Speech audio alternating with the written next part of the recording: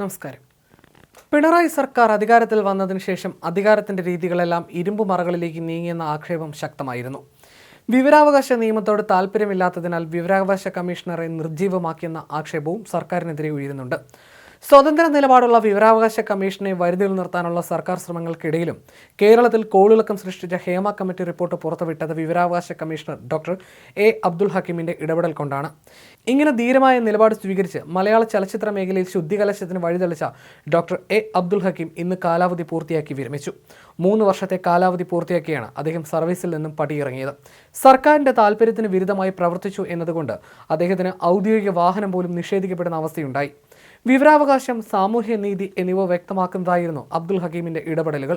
കുടുംബശ്രീ, കേരള ബാങ്കും സ്വാശ്രയ മേഖലയും സ്കൂൾ PTA പ്രാക്ടിക്കൽ പരീക്ഷാ മാർക്ക് വിഭജിച്ച സ്കോർ ഷീറ്റുകൾ ലഭ്യമാക്കിയത്, വ്യാപാരശാലകളിൽ പരിശോധനയ്ക്ക് മുമ്പും ശേഷവും ഉദ്യോഗസ്ഥർ രേഖകൾ വ്യാപാരിയെ കാണിക്കണമെന്നത്, ഓഫീസർ വിടുതലാകുമ്പോൾ പിൻഗാമിക്ക് നൽകുന്ന കുറിപ്പ് വിവരാവകാശ രേഖയാക്കിയതും വിവരം ലഭിക്കാത്ത പലർക്കും നഷ്ടപരിഹാരം ലഭ്യമാക്കിയതുമൊക്കെ അദ്ദേഹത്തിന്റെ ഇടപെടലുകളിൽ പ്രധാനപ്പെട്ടവയാണ്.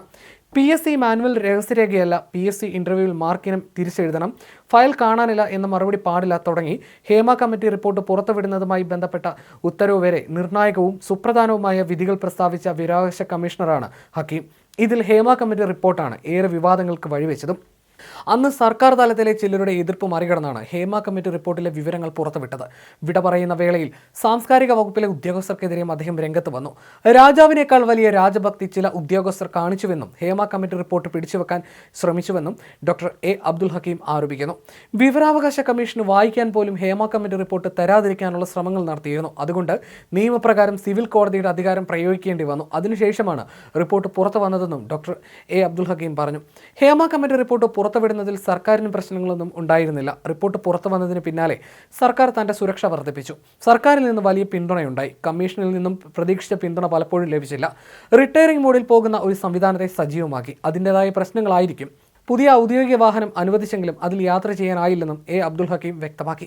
കാർ ഓഫീസിൽ വരെ എത്തിയെങ്കിലും പിന്നീട് കണ്ടില്ലെന്നും സ്ഥാനമൊഴിഞ്ഞാലും വിവരാവകാശ പ്രവർത്തനങ്ങൾ തുടരുമെന്നും ഡോക്ടർ എ അബ്ദുൽ ഹക്കീം പറഞ്ഞു.